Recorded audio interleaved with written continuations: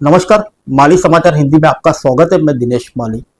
मैं और आरएसएस समंदर के दो किनारे हैं, कभी एक नहीं हो सकते। राष्ट्रीय स्वयंसेवक संघ पर एआईएमआईएम प्रमुख का हमला। आइए जानते हैं विस्तार से। एआईएमआईएम प्रमुख ओवैसी ने पीटीआई के साथ एक विशेष साक्षात्कार में बड़ा दावा किया है। उन्होंने कहा, आरएसएस बहुलवाद को खत्म करना चाहता है और भारत को एक धर्मशासित राज्य बनाना चाहता है। उन्होंने आगे कहा कि जो लोग अदालतों में मामले दायर कर रहे हैं वे आरएसएस और उनके प्रमुख मोहन भागवत के समर्थक हैं। अगर आपको लगता है कि वे गलत है तो उन्हें तुरंत रोका जाना चाहिए, लेकिन यह केवल आपकी अनुमति के कारण हो रहा है। यह आरएसएस का भ्रम का सिद्धांत है। मैं आरएसएस और उनकी विचारधारा को जानता हूँ। यह बहुलवाद को खत्म करना चाहता है और भारत को एक धर्मशासित राज्य बनाना चाहता है। इस दौरान ओवैसी ने यह भी कहा कि भाजपा लगातार देश में चुनाव जीत रही है क्योंकि विपक्ष विफल है और उसने हिंदू वोटों को अपने पक्ष में कर लिया है। उन्होंने मोदी विरोधी वोटों में सेंध लगाने के आरोपों को खारिज कर दिया। ओवैसी ने इस मौके पर पूछा, आप मुझे कैसे दोष दे सकते हैं? मुझे बताएं। अगर मैं 2024 के संसदीय चुनाव में हैदराबाद, औरंगाबाद, किशनगंज और कुछ अन्य सीटों पर चुनाव लड़ता हूं और भाजपा को 240 सीटें मिलती है तो क्या मैं जिम्मेदार हूं? आइए जानते हैं कांग्रेस पर क्या किया पलटवार।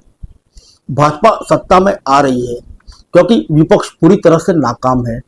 भाजपा चुनाव जीत रही है क्योंकि उसने लगभग 50% हिंदू वोटों को अपने पक्ष में कर लिया है।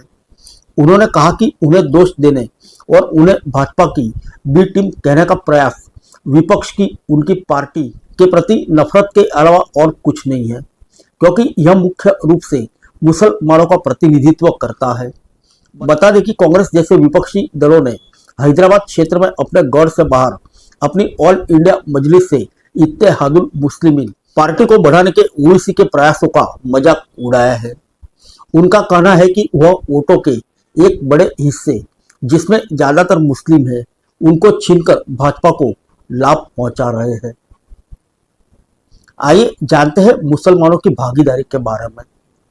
ओवैसी ने कहा, जब समाज के हर वर्ग के पास राजनीतिक नेतृत्व की झलक होती है और यह आपको स्वीकार्य है, लेकिन आप नहीं चाहते कि मुसलमानों के पास राजनीतिक आवाज, राजनीतिक नेतृत्व की झलक हो।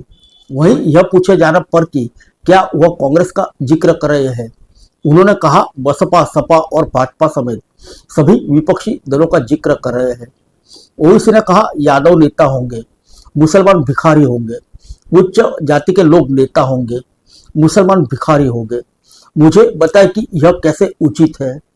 उन्होंने इस पर अफसोस जताया कि भारत के संस्थापकों ने देश को एक सहभागी लोकतंत्र के रूप में देखा था, तो मुसलमानों की भागीदारी कहाँ है?